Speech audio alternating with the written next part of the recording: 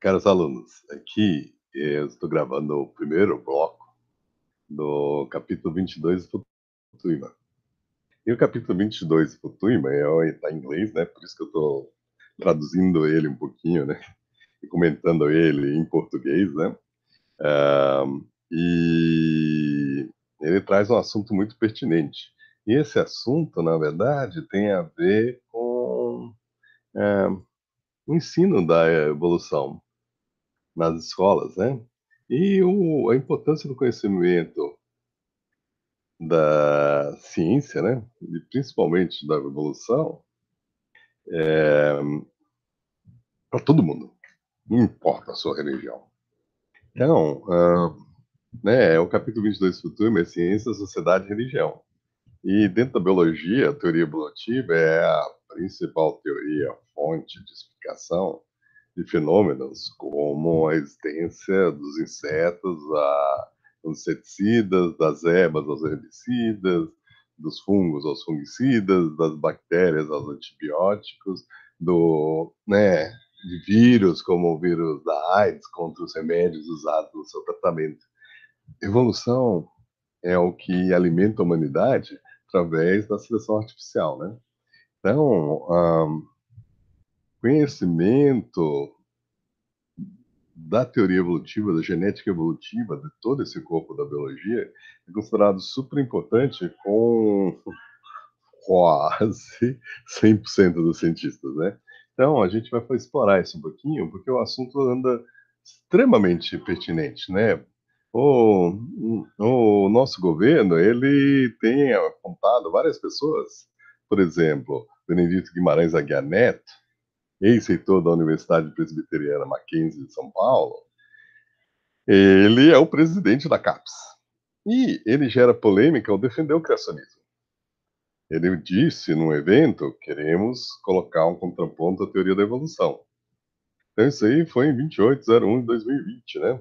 Ele continua lá, né?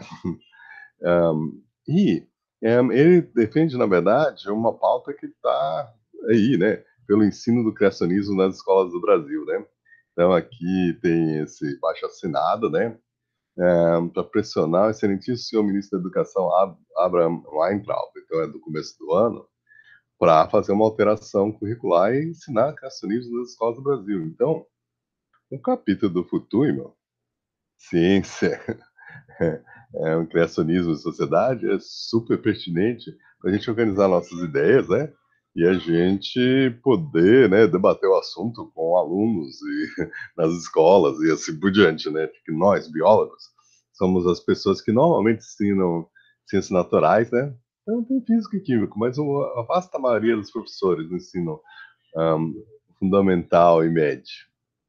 E que dão aula de ciências naturais na escola pública e na particular são biólogos, né? Então somos nós que vamos alfabetizar as pessoas nos conceitos da ciência, né?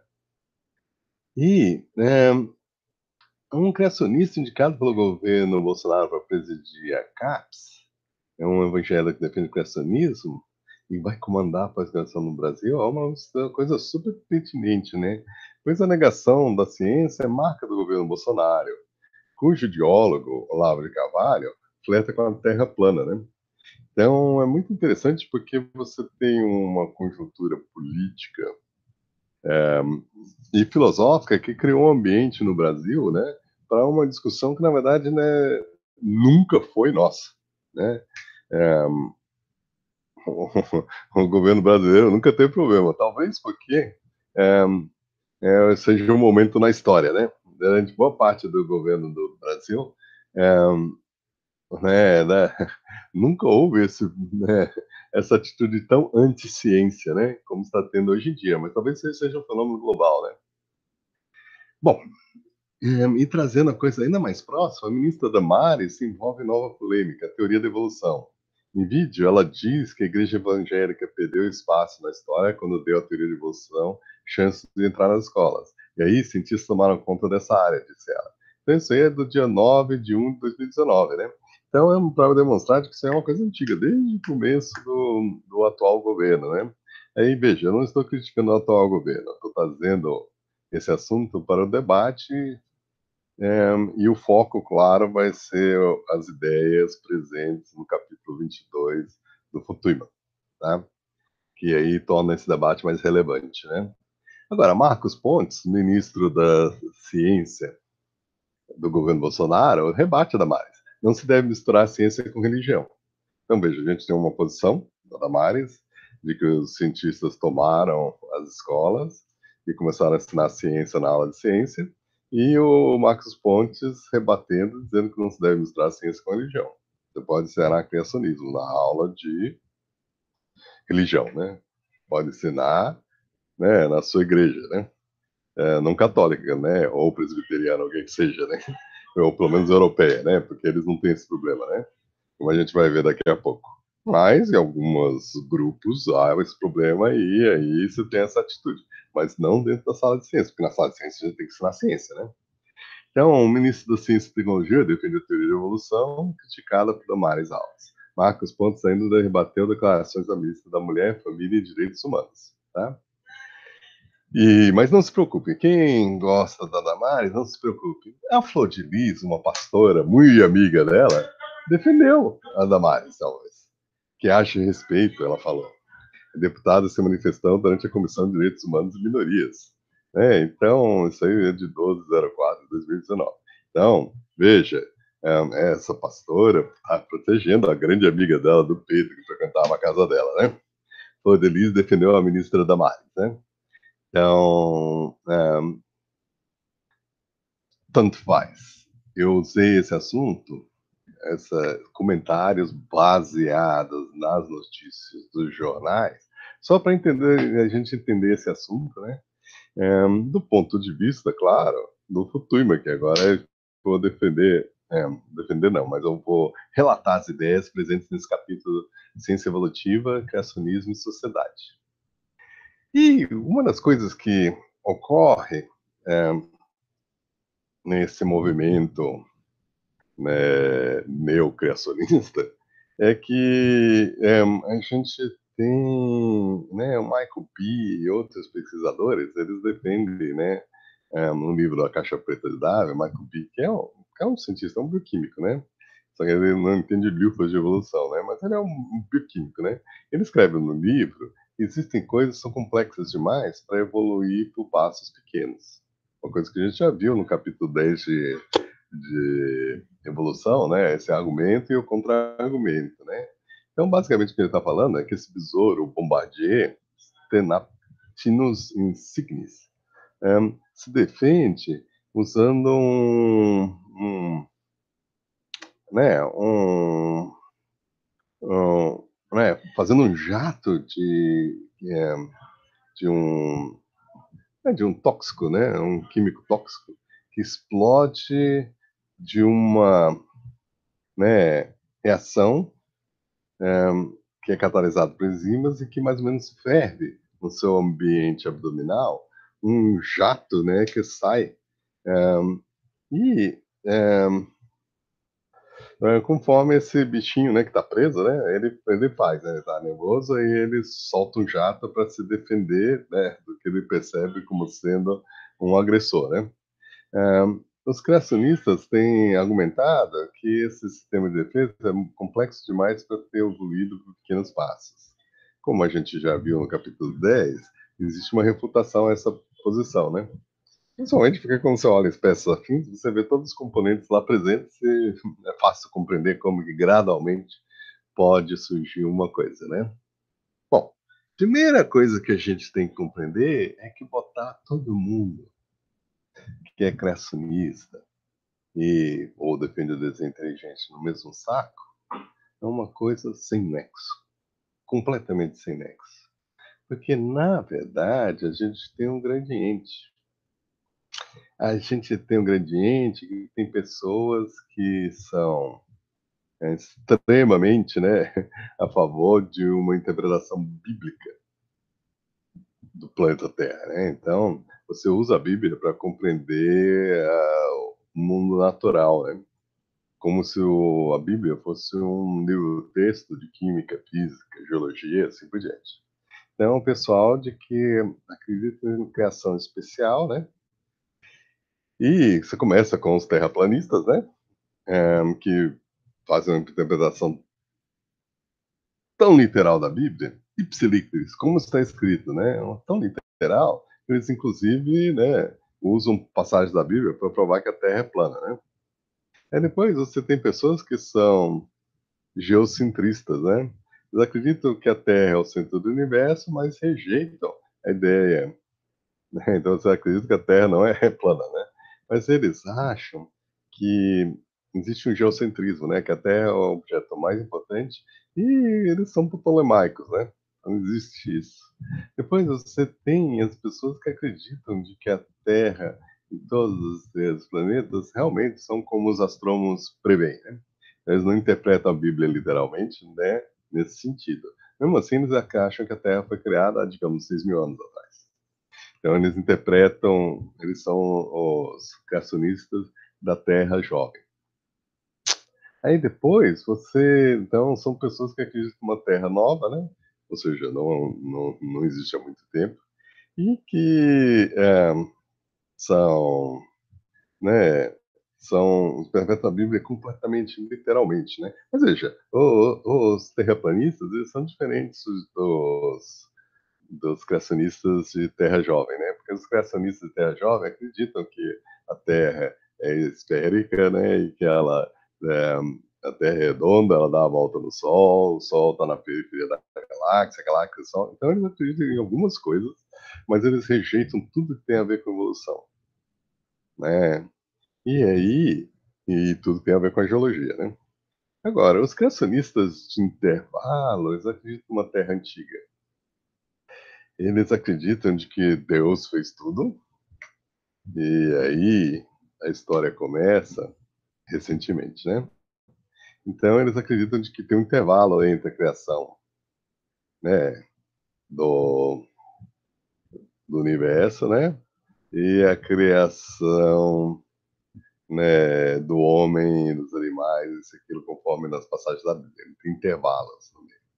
E alguns são um pouquinho mais sofisticados. Eles acreditam que são eras que são descritas. Então, um dia para Deus pode ser diferente do da gente. Então, veja, eles não estão aceitando a Bíblia literalmente.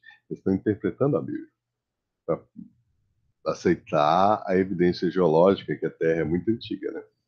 Então, eles falam de que cada dia para Deus são centenas de milhões de anos, bilhões de anos. Então, aí você pode casar até certo ponto a evidência geológica e cosmológica com a Bíblia, né? E aí você tem criacionistas progressivos que aceitam mais coisas, né, da ciência, né? E aí você tem os criacionistas do desenho inteligente que, provavelmente, se você apertar eles, eles vão falar que não, eles acreditam nos dinossauros, eles acreditam, né, na diversidade da Terra, eles acreditam que a vida surgiu há 3,5 bilhões de anos, que seja, né? Eles acreditam que a Terra tem 4,4 bilhões de anos, eles acreditam que, né, o que os cosmologistas falam, que o universo tem 11 bilhões de anos, eles aceitam isso. Só que eles acham de que as estruturas biológicas, então, que nem essa do besouro, elas foram construídas por desenho inteligente. Então, Deus tem guiado, ele provoca a origem da vida, ele provoca a origem das espécies, ele provoca a origem do homem. Então, veja, eles interpretam a Bíblia de uma certa forma livre, né?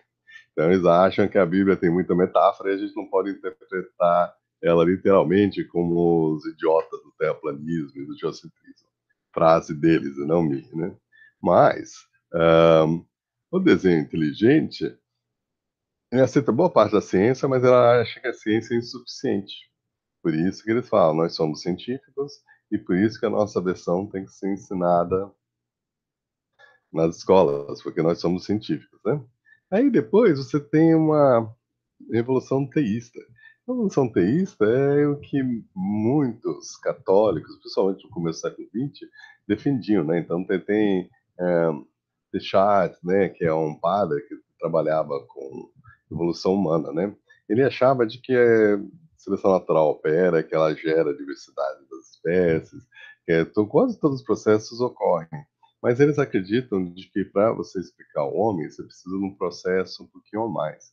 Então Deus existe, ele usou a seleção natural para gerar a biodiversidade, e ele gerou um homem usando a seleção natural a partir de um chimpanzé, só que, né, ele interferiu na evolução humana, principalmente quando ele coloca a alma dentro do homem, né. Então, por esse raciocínio, o chimpanzé não teria alma, mas o homem tem. E finalmente você tem evolução materialista, né, então a gente que acredita que não existe nenhum processo divino. É tudo ocorre, né, então seria uma visão que um agnóstico, um ateísta teria, né, ou seja, não precisa de Deus para explicar nada, né. E operacionalmente é isso que os cientistas fazem, né? Porque, como você não pode propor causas sobrenaturais para explicar as coisas, você fica restrito a causas naturais como a seleção natural para explicar as coisas. Então, muitos hã, hã, dos cientistas biólogos, eles são operacionalmente, materialistas, né? Porque isso aí é uma metodologia que funciona, né? Então, eles não são filosoficamente materialistas, eles são operacionalmente materialistas, porque o método científico não funciona com o sobrenatural, né? Bom, uh, os que acreditam na criação especial, eles acreditam que tudo que está escrito na Bíblia é literalmente verdadeiro. Por isso que existe a frase ipsilictis, conforme está escrito, né?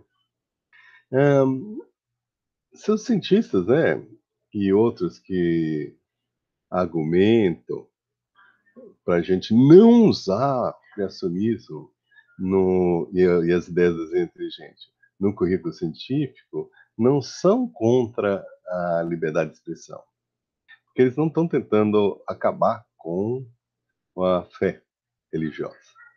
Eles simplesmente dizem que enquanto que pode ser aceitável ensinar o criacionismo, histórias do criacionismo, em classes de, digamos, da história ou da ciência, da sociedade contemporânea, né, em teologia, o que seja, essas crenças não são hipóteses científicas válidas e não podem ser ensinadas numa aula de ciência, né? A aula de ciência ensina ciência, a aula de história ou sociedade contemporânea, você pode ensinar as ideias do criacionismo, né? Então eles não são contra a liberdade de expressão. Eles simplesmente acham que você tem que dar a César o que é de César, dar a Deus o que é de Deus. Separa as coisas porque junto não funciona. Infelizmente, muitas pessoas têm pouca compreensão do que é ciência e como ela funciona, mesmo que eles já tiveram aulas de ciência. E essa compreensão é criticamente importante para esse debate de evolução versus ciência, ou versus criacionismo, tá? Então, a gente tem que compreender o que é ciência para poder participar do debate. Então, a ciência é um método de gerar conhecimento que parte de causas naturais para explicarem as coisas. Religião é um jeito de explicar as coisas e cujo princípio fundamental é o sobrenatural. Deus fez tudo e Deus explica tudo. Então, os princípios são fundamentalmente diferentes. A gente não pode misturar as coisas, né?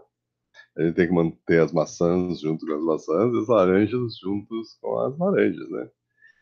Não misturar as duas coisas, né? Porque você não pode fazer um bolo de laranja com maçã e vice-versa, né? É, bom, a evidência para a evolução. A evidência para a evolução foi discutida aqui no nosso curso, né, exaustivamente. Na biologia, em todas as matérias, isso é abordado, porque a evolução é o eixo central que organiza toda a biologia, inclusive a medicina e a veterinária, e tudo, né? E os exemplos que a gente usou são uma pequena percentagem de todos os estudos que já foram realizados. Então, tudo que a gente falou na ciência biológica, inclusive nas outras disciplinas que vocês fizeram, é uma percentagem ínfima. do que a gente já documentou. Então existe, né, montanhas de evidência para cada um das proposições da biologia, inclusive da evolução. Então, né, nesse capítulo, a gente vai simplesmente revisar as fontes de evidência para a evolução e fazer referência aos capítulos que vieram anteriores, né? Então, na verdade, o que a gente sabe? A gente tem o registro fóssil, os estudos filogenéticos e comparativos, a gente tem genes e genomas que retratam a história da evolução, a gente tem a biogeografia, a gente tem várias no argumentos do desenho inteligente para explicar a adaptação, né? E finalmente a gente fala sobre a evolução e seus mecanismos observados, né? Então, isso aí são os tópicos dessa sessão, né? Então, então, eu não vou entrar em detalhes, porque boa parte do curso a gente falou sobre isso, coisas que não estão abordadas no nosso curso, estão abordadas em outros cursos, né? Falam sobre registro fóssil, estudos filogenéticos comparativos, genes e genomas, biogeografia, né? Um, e, principalmente, o capítulo 10 que eu estou dando agora, eu exaustivamente exploro as falhas no argumento desse inteligente para explicar a adaptação, né? Então, sendo a falha mais óbvia, é de que, né, é, se você propõe um ser complexo para explicar a vida inteligente, né, a vida dos animais e das plantas e os seres e como eles estão bem planejados, você explicou os seres vivos, mas você ficou com um problema filosoficamente muito pior. Por quê? Porque agora você tem que explicar como que um ser extremamente complexo como Deus foi criado. Claro, você pode propor de que Deus foi criado por Mega Deus. O Mega Deus era mais complexo ainda e ele conseguiu criar Deus. Mas aí, para explicar Mega Deus, você vai ter que criar um Super Mega Deus para poder criar um Mega Deus que criou a Deus. Então você entra num problema em que filosoficamente só piora, né? Porque como você vai explicar uma coisa tão complexa quanto Deus, e ela botou da onde, né? Então, propor um criador para explicar uma coisa, você adiciona complexidade no sistema, né? Porque você só retrocede. É como você falar, não, a vida da Terra foi criada para alienígenas. Ok. Então, como que os alienígenas surgiram, né? Então, você tem que ir retrocedendo, né? E você, então, no fundo, não está explicando nada, né? E você está propondo casos sobrenaturais para explicar as coisas da ciência. Você não pode fazer isso, né? Por que que você está doente? Porque Deus quer. Acabou. Você não pode investigar mais nada, porque já explicou, né? Então, não. Você pode, essa aí pode ser a causa. Deus quis que você ficasse doente. Mas como? Ah, é que você comeu uma lata que estava furada e você pegou botulismo. Ah, aí você tem uma causa natural para explicar as coisas, né? Deus queria que você morresse de botulismo, né? Mas a causa foi o botulismo, né? Então você tem que propor causas naturais para explicar as coisas, né? Então, um desenho inteligente apresenta falha de ponta a ponta, filosófica e metodologicamente. Então, né, a gente já explorou isso. E evolução e seus mecanismos foram observados exaustivamente. Então, a gente vai pular direto para como refutar argumentos criacionistas, né? Então, os criacionistas atribuem a existência de organismos diversos, características, a milagres, intervenção supernatural direta. Como a gente viu, é impossível prever milagres ou fazer experimentos em processos sobrenaturais. Então, os criacionistas não conseguem fazer pesquisa original para apoiar sua teoria. Isso aí é muito simples, né? Porque o método científico só funciona usando, né, a premissa básica que causas naturais explicam as coisas. Se você propõe causas sobrenaturais e explica as coisas, você fica reduzido a ficar fazendo assim, ó. Blum, blum, blum, blum, e você não vai fazer um experimento porque você não consegue fazer. O método científico não funciona com o sobrenatural. Por isso que ciência criacionista, ao invés de tu dar evidência a favor do criacionismo, consiste principalmente em tentativas de demonstrar que a ciência evolutiva é falsa ou inadequada. E mostrar que os fenômenos biológicos devem, por causa disso, né, já que a biologia não, evolutiva não funciona, ser o produto do desenho inteligente. Então, eles não têm nenhuma evidência a favor da teoria deles. Eles simplesmente querem desmontar os argumentos, demonstrar que eles são falsos, né? Um, e, os inadequados, né? E de que, portanto, já que a gente não consegue explicar isso com a ciência, Deus existe, né? Então, Deus baseado na ignorância. A gente não sabe por que isso acontece. Oh, Deus! Oh, na praia, você tem grãos de areia ali embaixo e grãos finos ali embaixo. A gente não sabe por que isso acontece. Então, oh, Deus! O problema dessas hipóteses é depois que você observar as ondas subindo e descendo na praia algumas vezes, você percebe que elas vêm com grande energia e pega tudo e leva tudo. E depois, quando acaba a energia, ela começa a voltar e aí os sedimentos finos decantam, né, da água que está se movendo devagarzinho, né?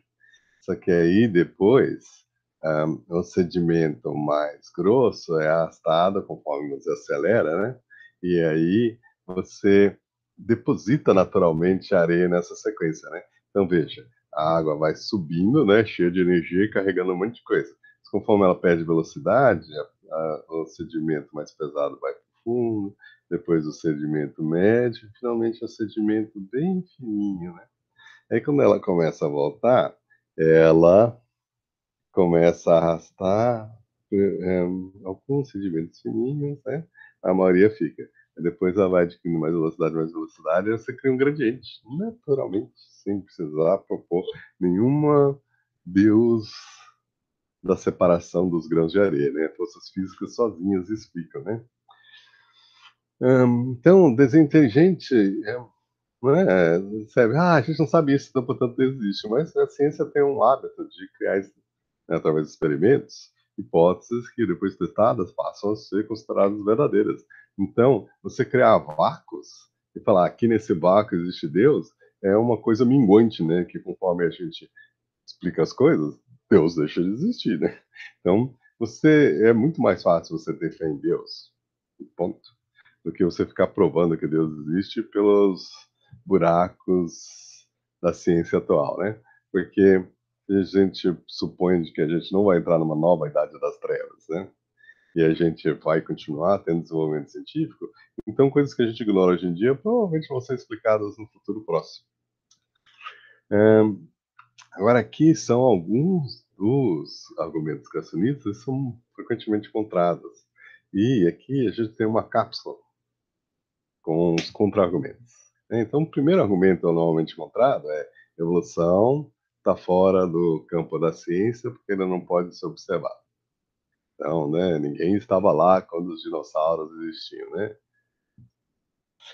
O problema dessa ideia é que mudanças evolutivas têm sido observadas, como a gente viu muitas vezes, né? Por exemplo, a gente viu seleção em bactérias para resistência a antibióticos, a gente está vendo o coronavírus evoluir, né?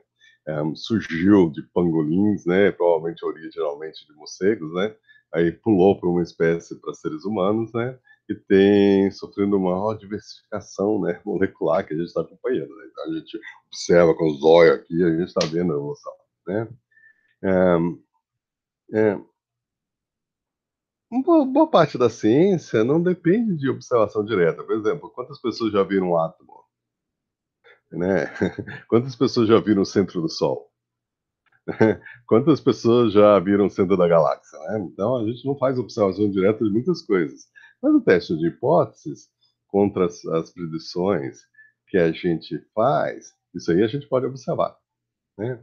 Então, a observação dos processos postulados ou entidades não é necessária para a ciência, né? Porque a gente pode testar hipóteses mesmo sem observar o centro do Sol, ou ver um átomo a olho nu, né? Ou qualquer uma dessas coisas, né? Depois, outra coisa é a evolução não pode ser provada. Isso aí é um dos argumentos mais horrorosos, imbecis, burros que existe no planeta Terra. Porque começa com um erro. Ciência prova as coisas. Nunca, jamais a ciência fez isso. A ciência falsifica as hipóteses que estão erradas, tá? Então nunca fala: "Ah, existe muitas provas da evolução", tá? E nunca fala: "Ah, esse argumento é grotesco, é mau, é errado", né? Nada da ciência é provável. Fatos, são hipóteses em que a gente tem um alto grau de confiança por causa da maciça evidência em seu favor e a ausência de evidência contrária. Evidência abundante, todas as áreas da biologia e da paleontologia apoiam a evolução. E não existe uma evidência contrária, tá? Então é por isso que a gente nunca prova nada na ciência. A gente falsifica as hipóteses estão erradas, né? E até agora, ninguém no planeta Terra conseguiu falsificar a hipótese de evolução. Então, quid pro quo, né? Isso aí é, nossa, isso aí é dá vontade, ó, quando alguém usa esse tipo de argumento, né? Não faria isso, claro, mas ó, o sangue ferve, né? Bom, então, 3. Evolução não é uma hipótese científica porque ela não pode ser testada. Nenhuma observação possível poderia refutar ela. What? O quê? Oi? Né? Como assim? Né? Então, seria extremamente fácil refutar a evolução. Por exemplo, a gente tem a ideia de que, sabe, peixes deram origem aos anfíbios, que deram origem aos répteis, que deram origem às aves e os mamíferos, né? Então, como que a gente refuta a evolução? Achando um crânio de coelho no Devoniano, a era dos peixes, né? Então tá fora de ordem, refutamos a evolução. É muito fácil. Então, esse argumento aí, ó, lê, não faz sentido, né? Muitas observações que a gente pode imaginar pode refutar ou botar dúvidas sérias na evolução. Por exemplo, achando fósseis de mamíferos que indiscutíveis e pedras que são indiscutivelmente do pré-cambriano. Pré-cambriano, ó, é mais, eu tinha falado devoniano. Pré-cambriano não tinha organismos multicelulares, pelo menos não no registro fóssil, né? Em contraste, qualquer coisa que seja estranha pode ser atribuído a um ser divino infinitamente poderoso e com inteligência subnatural e cuja vontade a gente não pode compreender dada a nossa inteligência limitada. Por causa disso, né, de que você não consegue achar uma maneira de refutar a hipótese do Criador, o criacionismo não é factível de ser testado, pelo menos usando o método científico. Então, veja, o design inteligente, o criacionismo, é impossível de ser testada. Então, não é uma hipótese científica, né? Então, na verdade, é o contrário. Essas inversões que ocorrem são mirabolantes, né? É de derreter a cachola, né? Porque é tão absurdo, né? Bom, a ordem do universo, incluindo a ordem manifestada nas adaptações dos organismos, é evidência do desenho inteligente. Bom, a gente já viu que a gente não precisa de Deus para explicar as coisas. Na verdade, Deus é uma hipótese desnecessária dentro da ciência, tá? Não só desnecessária, mas que atrapalha, né? Então, na verdade, de novo, é um desses comentários assim de deixar você assim, ó, o quê? Oi? Então, a ordem da natureza, por exemplo, a estrutura dos cristais, surge por causas naturais. Não é evidência de um desenho inteligente. A ordem que um cristal demonstra, né, a ordem é, que é exibida é, pela, pela correspondência entre as estruturas de organismos e sua função é consequência da ação da seleção natural, operando sobre a variação genética, como se foi observado em muitos casos experimentais e populações naturais, né? Então, tanto na natureza quanto no laboratório, a gente tem observado as consequências da seleção natural. E essa seleção natural gera ordem. Ah, né, a sacada do Darwin de que a combinação de processos aleatórios, a origem da variação genética, e processos não aleatórios de seleção natural, pode explicar a adaptação, eh, e dar uma explicação natural para crescimento de ordem, desenho e, eh, desígnio, né, um sentido no mundo natural. E torna completamente redundante, obsoleto e desnecessária uma explicação sobrenatural, tá bom? Depois 5, evolução de uma complexidade maior viola a segunda lei da termodinâmica, que diz que a desordem do universo aumenta. Isso aí é um argumento muito interessante, né, porque nós somos biólogos, né, nós não somos físicos. Então, quando alguém faz um comentário desse, é bem possível de que você pare tudo e fica tentando te lembrar qual que é a segunda lei da da termodinâmica mesmo, né. Mas isso aí é é uma mentira comum de uma das é uma mentira comum que é uma distorção de uma das mais importantes leis da física. A segunda lei da termodinâmica opera em sistemas fechados, como o universo, quando você considera ele todo. Eh, então, eh, ordem e complexidade pode, surgir num sistema aberto local devido ao influxo de energia, tá. Então, se você usa energia, você pode gerar ordem, né. A gente vê isso no desenvolvimento de organismos individuais, né. Em que reações bioquímicas são alimentadas pelo sol que vem da energia que vem do sol. Então, as plantas fazem fotossíntese e pegam moléculas pequenas e fazem moléculas complexas, como açúcar, celulose e assim por diante. Como que elas estão fazendo isso? Elas pegam a energia do sol. E aí a gente alimenta a nós mesmos, usando as moléculas que vieram das plantas. Então a gente está sendo alimentado por uma energia externa, o sol. Então, sim, você pode aumentar a ordem usando uma energia externa. Então, né, você pode, né, a tendência é um objeto metálico sofrer oxidação e se tornar pó. Mas você pega um objeto metálico e você pode soldar ele e criar uma estátua. E para ele não sofrer ferrugem, você pode cobrir ele de tinta, né? Então você está gastando energia para gerar a ordem, mas a fonte de energia está vindo externamente, tá bom? Então essa história aí da segunda lei da termodinâmica mostra uma mentira malemolente, né? De que enquanto que a lei da segunda lei da termodinâmica é válida, no sistema aberto, ela não é válida, como todo físico sabe, né? Bom, 6.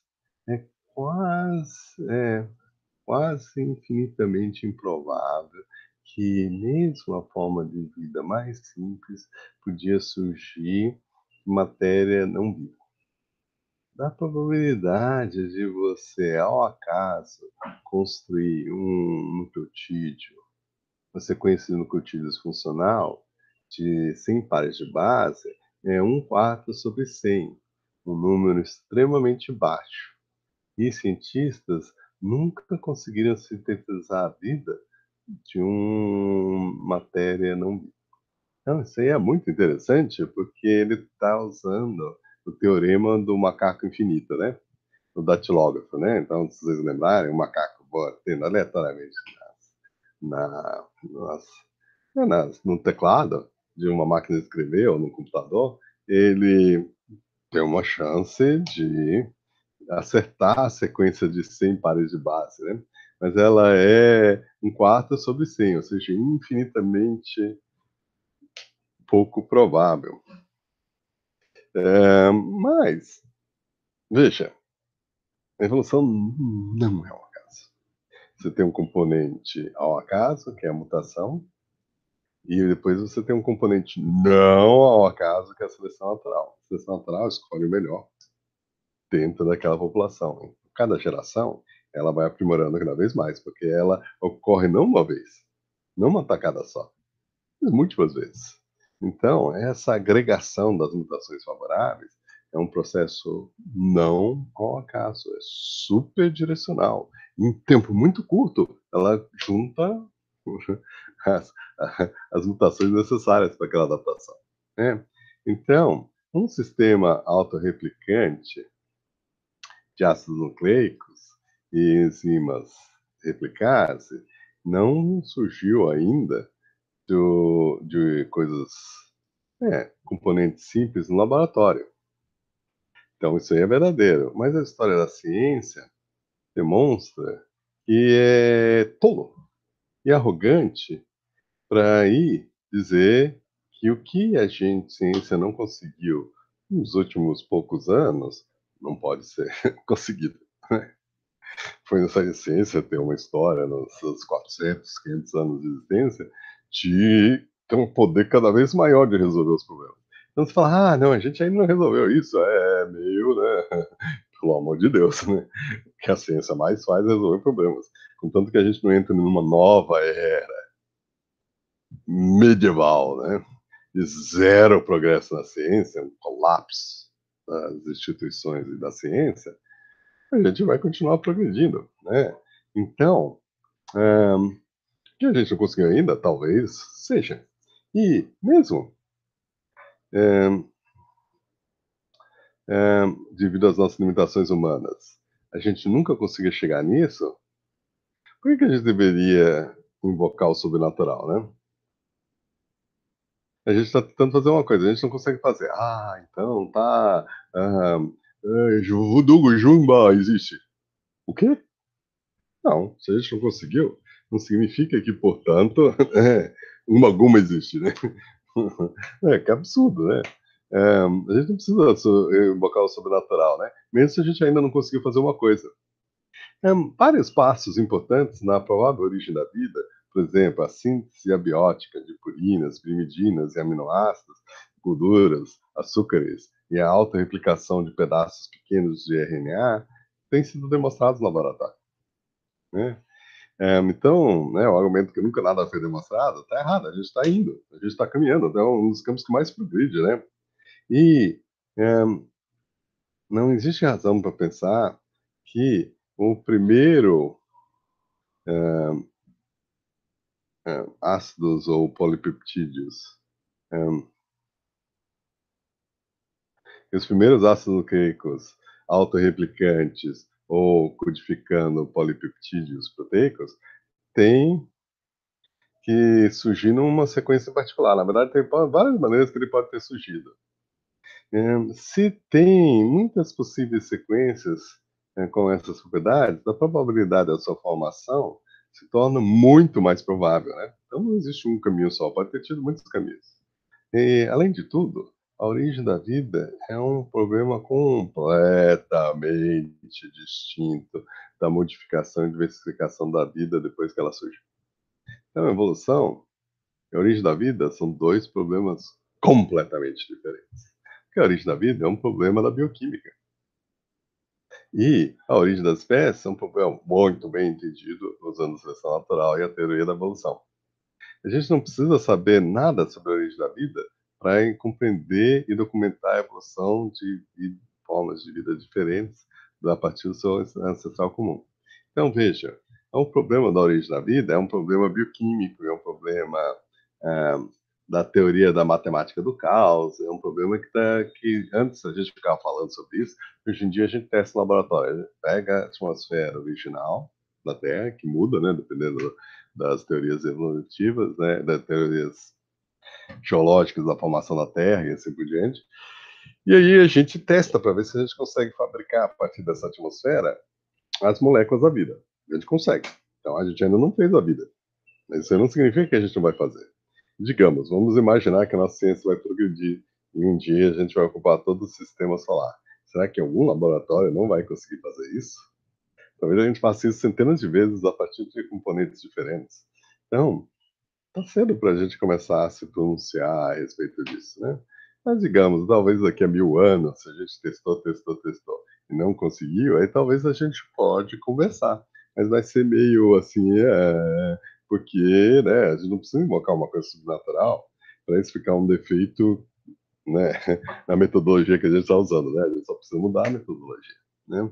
Então, de novo, é muito irritante, né? Porque é, existem explicações alternativas. E o sobrenatural jamais precisa ser invocado, né? Dentro da ciência. E, gente, eu vou parar aqui, em cima das mutações. Então a gente continua a partir do 7, porque é comprido, né? E se ficar muito comprido, se torna indigesto, né?